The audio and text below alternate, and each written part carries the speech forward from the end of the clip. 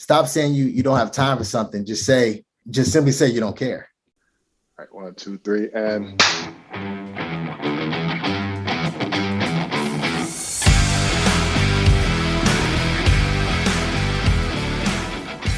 All right, so Short Circuit, a little spinoff of the Circuit podcast at which me, Elijah Shaw, because I'm never around, I'm going to do my own little mini podcast, and I decided that I could, since I'm doing a podcast, I could bring my friends up. And so... Hey, everybody. Welcome to another edition of the Short Circuit. This time, I'm really, really excited about this episode because I've got a dear friend of mine. His name is Michael Brown. He's a security consultant. He's been in the business for quite a while now, even though he might consider himself a new guy, but he's really earned his stripes. And as you guys know, with the Short Circuit, what I like to do is I like to take people that I know and I respect in the industry, get them on, and then try and unpack some of the things that have made them a success. And I do think that Mr. Brown is one of those people that kind of embodies that. And you'll see that in the theme that we have that's reoccurring today, which is about trusting the process. So before we jump all the way in, I want to say, what up, Mike? How you doing? Blessed. I can't complain. Wonderful. Can't complain. So the cool thing about me and Michael is that we talk all the time anyway, but we talk about really substantive issues and things that, that progress ourselves in our careers, but that also push the industry forward. And so I just think it's a wonderful time to be able to share that with the broader community. People listening will get some jewels and, some takeaways and they'll be like, oh, and some motivation, which I think is great. And one of the things about you, Michael, is I think you're an excellent motivator, but we'll jump into that. I got to keep with tradition though. And the first part of our tradition is we do 3 rapid fire questions. So I'm going to ask you these questions. You ain't got to spend a whole lot of thought on them. Just tell me what comes to mind. But again, I think it's pretty beneficial for setting the tone. Sounds good. So the first thing is, and I hate to start off on a negative note, but name one thing you hate about the industry. One thing you wish could be different about our industry. The consumption of your personal time.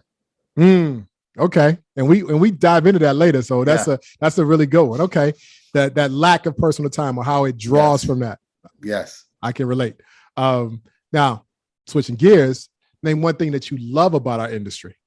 The number one thing that I love about the industry is truly the different cultures and different environments that we're able to be witness to and be a part of, and exposes you to grow your own personal life and just everything about yourself more. I get that. You have access to these things. For sure. I love it because I kind of describe myself, I'm a kid from the inner city and so are you. We're from the same city. Yeah. So having the opportunities that the profession has afforded us has really been amazing.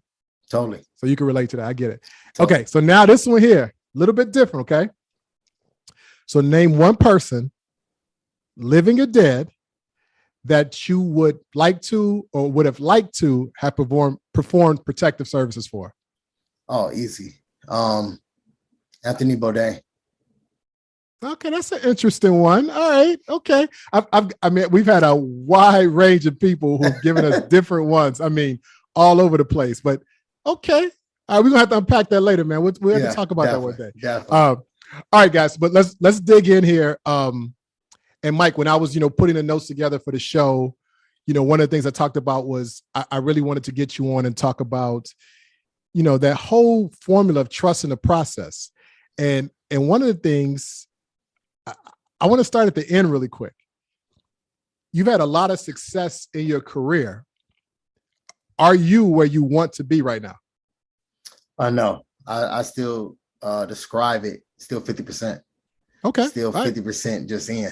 Mm-hmm. And like break that down, like meaning you have just other aspirations, or you said I want to change trajectories. Like what, when you get to that, when you say 50% versus 75 or 100, even though you've done some amazing things, and we'll dive into those a little bit, but where's that number come from? Where's that 50 number come from? Well, that 50% really comes from, for me, when I first got into industry, there was no internet as vast as it is now. So I had to really get the Circuit magazine back in the day, cut out people's like spotlight highlights. And I used to have them out. And then that's how I even found you and got to Icon, as my first training course when I started. So for me, even though I have achieved a lot of things in a lot of people's eyes, there's still a lot more things that I would like to do, on the global fingerprint piece of the industry, not just my personal, accolades, but more so how I affect the overall industry, maybe how we do things, how we move, certain tragedies, tactics and protocols from like different real world things. So that's why I say I'm, 50%, because I've done a lot of operational things and also management things, but it's still further that I would like to go. It's kind of like one of those things where you're not a grand master until you produce masters. So that's why I say I'm only 50%. Facts. You know what, the term that I use for that is legacy. Yes. You're in it. Your sleeves are rolled up. You're doing the work. There's absolutely nobody that with a straight face could take that away from you. But what you're saying is you're like, okay, now I'm focused on my legacy. What can I do to shift the paradigm to whether that's processes and procedures or, you know what I mean? Just, you want to be known for this, that lives beyond you. Am I understanding that right? Yes, totally. 100%. I get that. I like that idea, and I spend time thinking about that as well. So now, it's been a bit since you came into the industry, and I mentioned in early, you might consider yourself a new guy, but you've put in that work. Totally. What's like, how have your goals changed from the front end when you were first starting off until where you are now? That's actually a great question. I would honestly say that once you start doing something, you really start getting a better, wider vision and view of what you're really trying to do. Once you're in it, right? So, it's easy once you first start in this business to have these milestones, right? But once you reach them, you're like, man, I wish I made that milestone a little bigger because I already did that. Now what's next? Okay. So for me, now it's more so, just making sure I have big enough milestones, stuff that sounds crazy. Okay. Not just stuff that I see other people do, trailblaze or different things like that. Because once you do it, again, you get a bigger perspective of what really needs to be done in the industry, not more so what you need to personally do. Got it. It just kind of grows the whole thing. Just your thinking or your mindset is expanding. Exactly. I love that. I mean, you think about it when we were little, I used to go to my grandparents' house in Arkansas every year when I was growing up. Okay. And the church was on the top of this hill, and it's one of them country hills, right? I used to ride my bike, and it would, it seemed like it was miles to get to this top of this hill, right? You know what I mean? Totally right. And, and of course it was fun riding down it, but going up it was a mission, particularly in that hot Arkansas sun. Yeah. I went back, several years back for a family reunion. It was 5 steps. Wow. But now and me and you, we talk about this, we like hiking and looking at mountains, so that's to your point, which is now you're thinking broader and you're thinking bigger, so you've got new things to kind of conquer. So it's totally I love that, bro. I think that's great. But here's the other piece, those are your you've got aspirations, you've got further goals to reach. But one thing that I really appreciated about you is that you were always someone that I say, trust the process and didn't skip steps. Would you agree with that? Totally agree. 100%. So now I ask why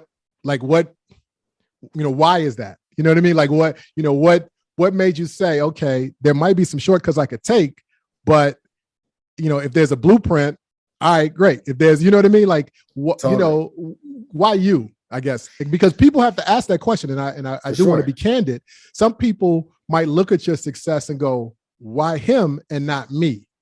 Yes. Oh, totally. So what's the thought process? The thought process really for me was, growing up playing sports, different things like that. Once you understand the team environment, right? Just like an EP, formation, you understand the TC, the shift lead, the body man. Once you understand all those pieces.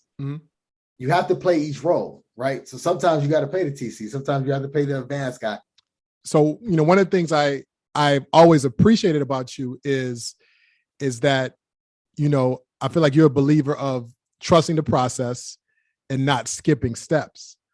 But what I want to find out is, where did that mindset come from? Why do you have that perspective? Because, it might have evolved, but early on, I noticed that about you. No, totally. I look at it like this because I play sports, is that you have to understand each position. And the person that's the best person to lead a team or to lead from the front has played every position that they know of, right? So once you get that under wraps and start thinking about things, we start working even solo, you understand what's missing. Oh man, I got to walk in front of the client because I don't have an advanced specials right now. So in this movement, I need to walk in front because I have to lead them through this threshold. So a known to a known. Okay, then I fall back in position. But for me to move and orbit around the client and understand the whole process, I had to play every position. So that's something I really stuck with, where, it takes brick by brick to get to the whole building. Okay. A lot of people, when they skip the process, they'll build a building just like me. But once you step in, the floor may fall in, you start running the water, you start having leaks everywhere because they miss certain key points to keep the house foundation strong. Right. I'm tracking that. And so, you use an analogy that you applied operationally, but I also know you're a business owner. Yes. And I mean, are you thinking the same way there as well? Same way, same thing. I cannot lead employees if I don't understand when they come to me for problems or just different things, if I haven't been in their shoes. Right. Now I understand when the guy like, man, Mike, we got to work on the hours. We need shifts because, because I've been in that position when you're working 18, 20 hours. Now I can relate and help formulate the best solution. So I take that approach to anything. Everything's a process. No matter what you do, it's the same formula for success. We can just move it to wherever we want to do. Right. You tweak it. Exactly. And, and in what you're saying, you can't tell me about, spending the overnight shift, the graveyard shift in front of the client's room or sitting in the car because I've done it. Right. Yes, so I can empathize with the things that you've gone through, but so many people would like to skip steps, and I get that. But there's people that can skip steps. Oh, of course, and make it to where they are. And so, there's something to be said about the path of least resistance. But to your point, you're saying that the problem is that when there's a problem, you might not have that sturdy foundation. Is that right? Exactly. No, exactly. And even kind of piggyback on something that you just said about some people can skip the steps and still get to the same path that we're on. But I think, and I'm very transparent in this, is the only way you can do that is through mentorship, because you leverage my mistakes so you can surpass them to go faster and farther than me, because I gave you the lessons learned early on, so you don't have to find them out. Got it. So I think that's the only way, still, because I gave you the blueprint.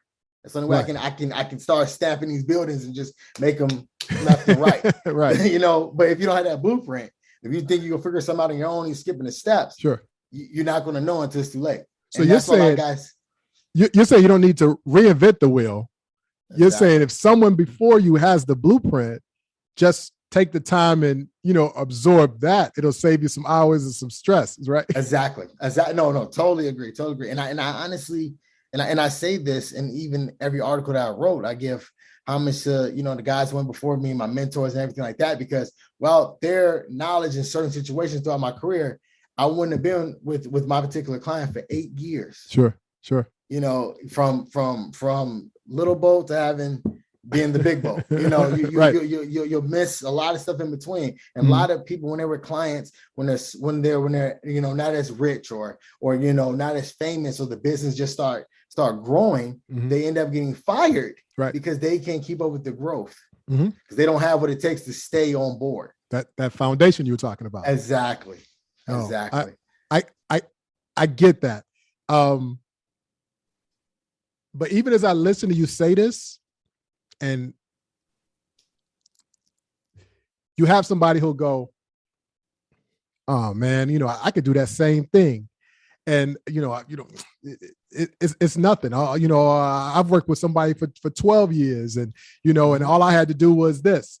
But even as I listen to you say that, you approach these things and these again, these great things that you've done, you approach them with humility and you approach them with optimism. Yes. Even when you're referring to people that have skipped steps. You know what I mean? Yep. Like, Yes. you see a potential mistake. You don't criticize it though. You just go, okay, here's a better way to do it. Totally agree. Because, if unfortunately, in this industry, especially we talk about Black protectors, we can't see, it's for me to sit back and let you fall is a fall on me, right? Because you are your brother's keeper in everything you do in protection. No matter what we do, if I see somebody doing something the wrong way and I know it's a better way, me pulling to the side humbly, hey man, it's a better way to do this, this, and that, so you can keep your longevity because it's paying it forward. That's what something that you implanted into me, and that's kind of how I always try to give back to others, is by giving them those jewels or things I can see that I've been in and dropped the ball in. Right. I don't want them to do those same things. I try to pay it forward and kind of fix their holes, kind of put some caulk on like the hole, cover it up. You know what I'm saying? You continue with that metaphor. So exactly. So for the most part, are they receptive to that, or you have mixed results? Like what, you know what I mean? Because when you have to tell somebody, particularly someone who goes, well, I could do what he's doing, and you have to say, hey, here's a more efficient way to do this. Yes. Or here's where you made the misstep, or here's where we need to apply the correction. How do they receive that? I truly believe if you come from a humble and a more private place, not on public forums, not maybe asking for their phone number, not even just send them a message and then have a conversation so they can see that you're not trying to, what some guys may call a little brother. Yeah, right. Yeah, you know what sure. I'm saying? So that's something that you have to think about, because he's a boss, you're a boss. We're both bosses. Right. So I think for me the best humble approach, and I do get kind of a mixed response. Most time it's definitely a positive one, because how I came correct in the information, and I just let basically deliver you the information, bring you to the water. It's up to you to drink. Facts. That's all I can do. Yeah. And I'm not going to shove it down your throat. Right. So and part of that, I think we make allowances for, because we know we're in a very alpha field. Yes. So we know that, just by the nature of the personalities involved, that you want to be delicate, and to that point, I see protectors that have a ton of experience, but when they try and convey that, when they try and because their tact is so off, the person that they're trying to, give lessons to or give game to shuts down because of the approach. Totally agree with you on that. When I listen to you, I see growth. I think about the conversations we had 10, 12 years ago. Yes. And as you move through it, like I mentioned, you are very optimistic in your outlook. That doesn't mean you don't have bad days, or or days where you're like, man, this guy's on my nerves, whether it's the protectee or the staff or the U.S. government, whatever it is, the taxman, whatever. Totally. And I guess I could also say, again, speaking personally, because I know you, is that you've had loss in your life. Yes, totally. Tremendous. So, how do you balance that? You know what I mean? How do you take these things that are for sure body blows and setbacks, but also not allow them to derail whatever your overall mission is? Totally. That's actually a great analogy with the body blows. I take them, like every time I get a blow, I store it as energy, because sometimes when you take the blow, right, it's negative, like it's negative energy. When you hold it and store it, it can project back as energy, can go back out as positive. So for me, that's what I always say when somebody asks me, how's your day? Is I truly say I'm blessed, because at the end of the day, I'm blessed to do my craft another day. Fix the mistake that I made maybe yesterday, I can be better at it today. So that's kind of always had the optimistic approach, or the half cup empty, no matter what's going on in my personal life, the client's life, or anything like that. Because if you truly love what you do and whatever you want to do, for me it's EP. That's what I wanted to do, period. And I've been doing this my whole adult life. So it's a blessing for me to keep doing this at the high level and to see other people grow. Those kind of help me defend and deflect those body blows that come. Because I may see somebody else's success that I helped, gave them a job and they didn't have a job, gave them opportunity, gave them some advice, and it took them to another level. So for me, that's how I keep that that positive energy, that optimistic mindset. Because at the end of the day, we are protectors. We cannot dwell in the negatives because every day is not promised for us for our job, for for our livelihood, anything. So for me, every day that I can wake up and have a job, protect the client, do the things at a high level, right? It's a blessed day no matter what's going on. I get period. That. Sure. So that's kind of how I kind of cope and balance the checks and balance of those things. Because it's easy to get, derailed, sidetracked, and, in a negative place. I actually read a quote yesterday and it said, winning is a habit, but also so is losing. So it's the same type of thought process. If you stay with a negative mindset, then you have negative results to follow you and hunt you. And then you start derailing, going off track. So you keep that positive winning mindset, the negative and losing can never affect you. Okay, I get that. I like where you went with that. So again, let's stay on this. So we talk about this outlook and we know we have to take the good with the bad. And then to your point is you can, when that bad stuff comes away, you try and figure out how to not redirect it, but you try to figure out how to recalibrate it. Yes. And use that energy as a force to do something positive with. Yes, totally. But we also deal with scales and magnitude. And I know, again, if you're in this protection field and you're operating at a high level and you in the industry, in the space that you work in, you would work with one of the biggest protectees in that space. So that means that all of the issues are also huge. Totally. Yeah, exactly. Totally. And so now you have to take that, balance that with the things that happen with the business, operating a business. Yes. Or the things that happen with your personal life, Yes. Even with the family. Yes. We had Jermaine on a couple episodes ago, Jermaine Flight, and our topic was balancing the profession, with your personal life. And you and I have talked about this, about how that could be challenging. So how do you keep all those things juggling? How do you keep all those plates spinning? Man, you have to. It's kind of funny you touch on this. I'm a quote guy. I like reading and like seeing people's mindset and their kind of like landscape on things. And I actually read a quote at the beginning of this year, and it kind of helped me rebalance my life tremendously because it said, "Stop saying you don't have time for something. Just simply say you don't care." I was like, wow, when I started thinking about that, okay, that's heavy, right. It's really heavy. Right. So when you talk about that balance of family and work, you have to make those things a priority with the protectee. That, hey, I need a personal balance. That helps me stay balanced and do a great job here protecting you. If I have all this uproar in my personal life, wife trying to leave you, kids, just everything, then I cannot be the best to protect you. Now I'm focused on getting these text messages. Let me jump in with this because I'm hearing you. Are you saying that this is something that's implied, or you're saying you have a conversation with the client, the handler, to protect somebody in that organization? Yes. Because, for me, being with this company for 8 years, it hasn't always been peaches and cream, right? I was gone 296 days for the first 2 years, right? So that cost me. I had a personal loss with that. Right. Then I was like, okay, well, I have to have a talk and figure out a balance, checks and balance. So then at that point, going back, storing that negative energy and recalibrating, hey, we need some type of rotation system. We need to have some things in place so guys can have balance, because at the end of the day, this is our career, not maybe totally our life. And I know we say, oh, it's our lifestyle, but you can't have a positive lifestyle if everything in your personal life is negative and your professional is positive. So that's something that you're out of balance. Exactly. You're out of balance. So for me, it's having that conversation and fighting for those priorities. The client will end up respecting that as long as you put a system in place to keep the level of service that you've been providing, at the top notch, concurrent even when you're there or when you're not there. That's so again, that encouraged me to implement something new or try to, create a solution that's best for all parties.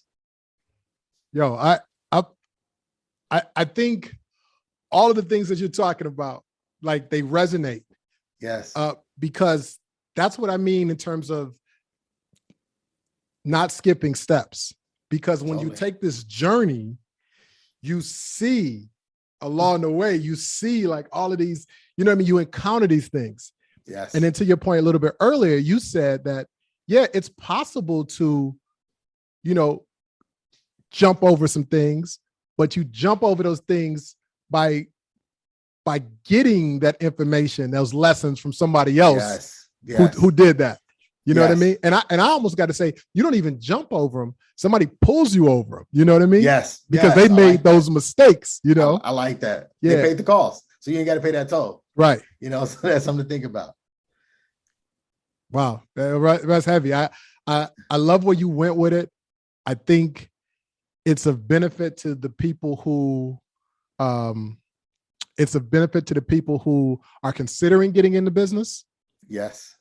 Because, you know, we always see the glitz. We always see the flashy stuff, us standing next to the protectee. It's not like we spend a lot of time thinking about how that person got there. Totally agree. And, you know, that's kind of, I feel like one of my personal missions to really show the scars and the bruises. A lot of guys just want to show the perfect image. Yeah. And because this game is a sacrifice, if you're literally sacrificing your life. That's what's called bodyguarding, right? You put your body to guard somebody else's. So, but they don't realize all the personal sacrifice, financial sacrifices, professional sacrifices, because your time is consumed by doing one thing. Period. Right. And that's a lot of guys. Wait. And if you do it well, if you know what I mean, if you follow the steps, it really consumes your time. You don't have to. Totally. And you start losing track. Because going back to not skipping the process, I lost track of my health in that whole bubble. Now, as of recently, I've been putting my health as a priority. So that's why now I have to stay in shape, not just for the fitness of the client, but for my well-being. Right. If you don't think about that, if you're not here, you can't. I can't. Unfortunately, if we really look at the landscape of security, we had a lot of losses of guys having heart attacks, health issues, or different things like that. So that really started putting a strain on me. Like, man, I have to get myself together, make that a priority, to make sure I get a decent amount of sleep, make sure I, at least eat right, and make sure I'm at least getting some type of workout in every day for the benefit of me to be able to still have that positive result at the job and also my personal life as well. No, so, that's real.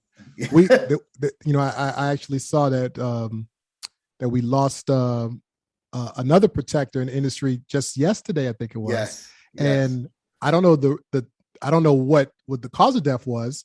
And of course, you hope it's nothing that happened in the field. But when you see that someone's young, you say, okay, either something happened operationally, or you say something unforeseen or unexpected happened, health-wise. And so, that's tough. And so, to your point, I call it optimizing. And and I'm a little bit older than you, but I not a lot older than you, Michael. Don't be looking like that. I'm a little bit older than you, but I call it optimizing, because you got to make sure you're here for the duration, for that run. And again, this is something we talk about offline.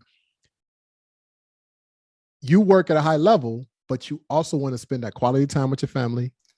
You want to be able to, your kid is young, so you got to run at the park as well. You know what I mean? So you got to do all of those things. You got to keep up with the P when he's running, and you got to keep up with the kiddo, with your other client when they're running. So So yeah, we have to make sure that, all of our ducks are in a row. And, and again, maybe that goes back to that overall theme, which is we have to, I was talking to Mark James all the time, and we make sure we emphasize it's the business of protection. Yes. And, and there are steps to every other business, right? Like, why would we think that we can just be born fully grown into close protection work?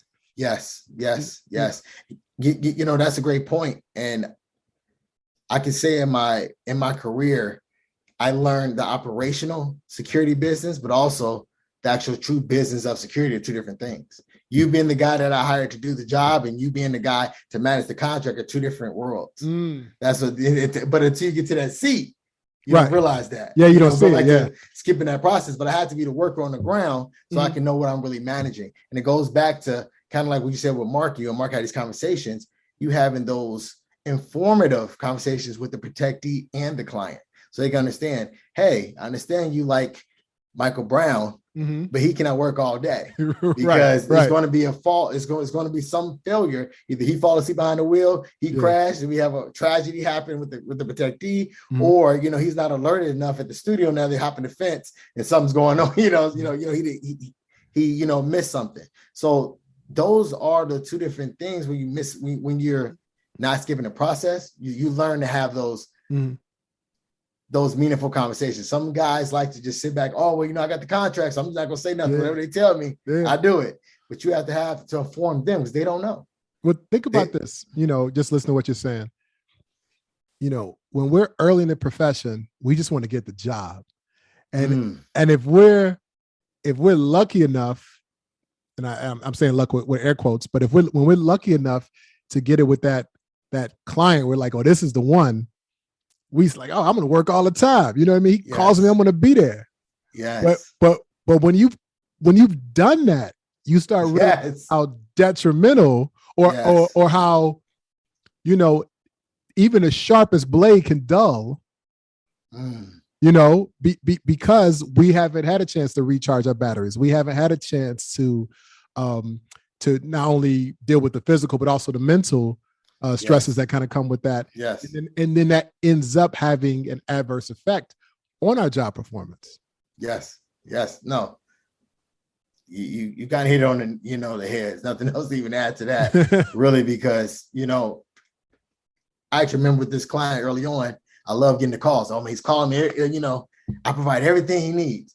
He started realizing, man, I'm getting burnt out. I haven't been home here. Now I got a personal problem. Oh man, I'm gaining a little weight. Now I got a medical problem. Hey, oh man, now the person only wants you. You can't put nobody else in position to work because you ingrained yourself. So exactly. So that's something that you learn as a young protector that you can't do that early on. That goes back to, if you don't go through the process yourself, you'll miss that whole thing and you'll be stuck in that same position for years to come. Got it. It will be no growth. Yeah, that's a great way to kind of wrap this up. I appreciate having you on the show. No problem. I think that you are, one of the shining lights in our industry, particularly for guys who say, hey, I don't come from law enforcement. I don't come from military, right? Yeah. Which is something you and I both have in common. Yeah. But we can still do the craft at a high level. Yes. But part of that is because we said, okay, if we're going to be in the private sector, if we're going to remain in the private sector without any specialized skills that you would get from the academy or from, the military, what am I going to have to do? And the short answer to that is everything. It's like, okay, let me learn this. Let me learn this. Yes. Let me figure this out. And I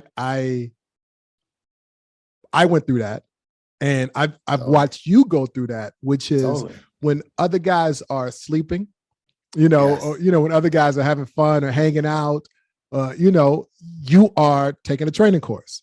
You are, pursuing this area of the martial arts. So you call me, he was like, hey, Elijah, I'm out here taking a survival course. Yeah. All right. You know what I mean? Exactly. But this is after you have, again, air quotes, after you have made it, so for you to do that is commendable. And I hope people listen to this episode and get motivated, find that motivation, but also just realize that the things are obtainable if you put yourself and empower yourself. You know what I mean? If you stack all the chips strategically in your favor to make it so that the client has to say, well, yeah, I want you. I want Michael versus someone else because he has these abilities that I'm looking for. Totally. Well, great, man. Thanks for having you on the show, man. Appreciate you. Thank you for having me back, bro. And of course, we're going to be talking again real soon. But I'm sure our listeners got something out of this, and I'll be looking forward to your next moves. Appreciate you. Thank you so much, Elijah.